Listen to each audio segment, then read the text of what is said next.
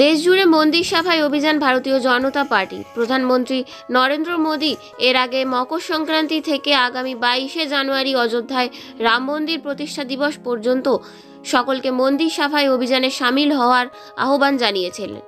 সেই মতো পুরুলিয়ার পাড়া বিধানসভা এলাকার বিভিন্ন মন্দিরে সাফাই অভিযান করা হচ্ছে। আজ শনিবার দুপুর 12টা থেকে পাড়া ব্লকের আনারা বাবা বানেশ্বর ধাম শিব মন্দিরে সাফাই অভিযান করা হলো।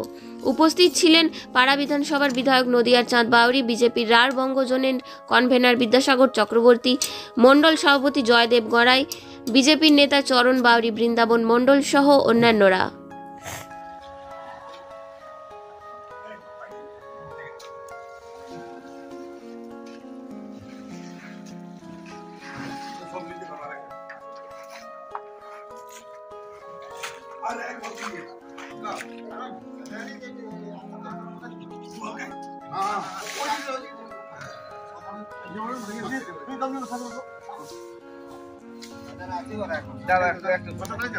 আজকে আপনাদের কর্মসূচি কি? ভারতবর্ষের যশস্বী প্রধানমন্ত্রী এদেশের প্রতিটি মানুষের প্রতি আহ্বান করেছেন যে আমাদের যে মন্দিরগুলো আছে সেই মন্দিরগুলোর মধ্যে যেন নির্মলতা আসে, যেন স্বচ্ছতা করা হয়। তো আমরা সেই প্রধানমন্ত্রীর ডাকে, আমাদের প্রিয় প্রধানমন্ত্রীর ডাকে আমাদের পাড়া বিধানসভার আনাড়া বানেশ্বর মন্দিরে আমরা একত্রিত হয়েছি।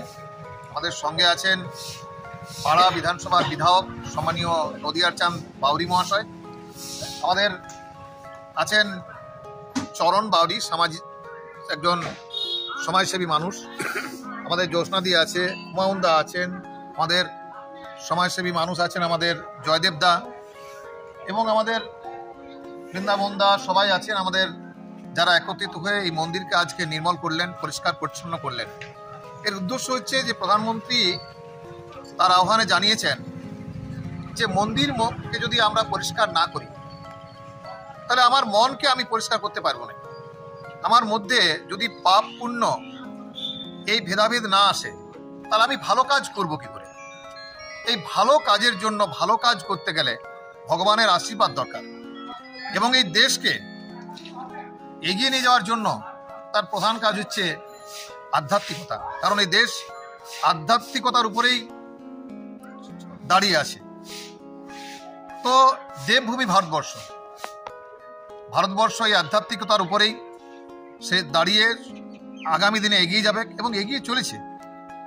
আস্তে আস্তে ভারতবর্ষ যে শক্তিতে এগিয়ে যাচ্ছে, যে শক্তি সঞ্চয় করছে, তাতে আগামী দিনে ভারতবর্ষ রাষ্ট্রগুরু হবে।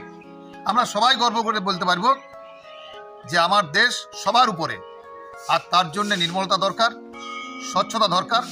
তাই আমরা আমাদের প্রধানমন্ত্রীর ডাকে ভারতবর্ষ নির্মাণ করার জন্য, ভারতবর্ষকে নির্মল করার জন্য আমরা প্রতিজ্ঞাবদ্ধ যে নির্মলতম দেশকে, এই দেবভূমি ভারতবর্ষকে আমরা সবাই মিলে আমরা বিশ্বের 1 নম্বর দেশ গড়ে তুলব। আমরা গর্ব করে বলবো এ দেশ আমাদের দেশ, এ দেশ আমাদের ভারতবর্ষ।